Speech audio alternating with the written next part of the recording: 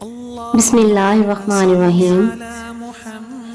بلقیس کا تخت جاتا رہا، شیری کا حسن ماند پڑا، قرآن درخت کی خواب کا دفن ہوئی، باقی رہی تو رابعہ بصری کی نیکی۔ امام ابن جوزی رحمۃ اللہ۔ اس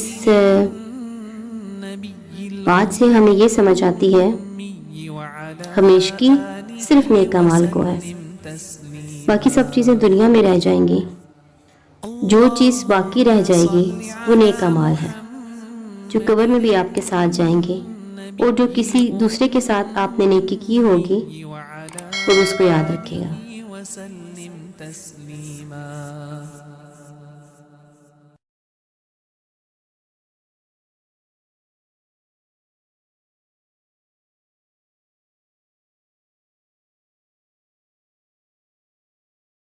اللهم صل على محمد